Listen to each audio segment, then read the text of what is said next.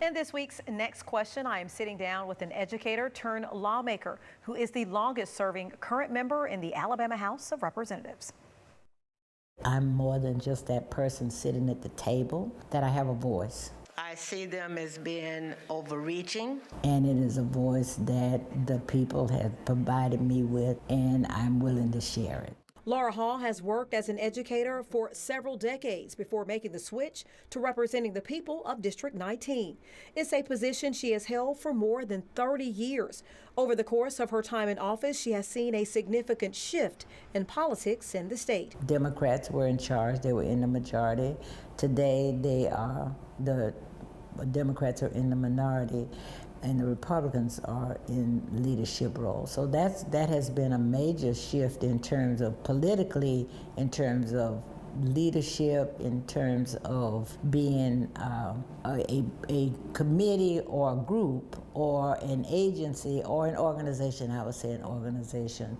Hall serves on several key committees, including the Ways and Means General Fund, Joint Transportation Committee, and Health Committee. Working to get bills passed often involve reaching across the aisle. There's a happy medium. There is a meeting ground. There is an agreement because we all want what is best for the citizens of the state of Alabama.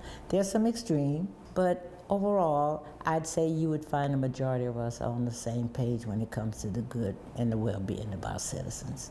Education, public health, and voting access are some of her key areas of focus while working in the State House. However, there is one piece of legislation that hits close to home. My son died of AIDS, and that was a very stressful time for me. It was just before I was elected.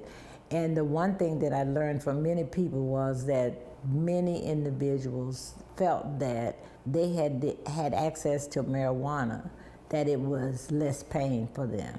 And so I just felt that if it had been legal, I certainly would have made sure that my son would have had access to it. Hall is a history maker who is breaking barriers by being the first African-American woman elected to represent District 19, which covers Madison County. I am thankful that the people chose me to be that individual. I also take that seriously in terms of the position and believe and hope that I am the advocate, the person that they believe best represent them, whether I'm male or female, but especially as a female, and that I have an opportunity to hopefully to be a role model for other young ladies and making sure that they realize they can achieve the same thing and even do more.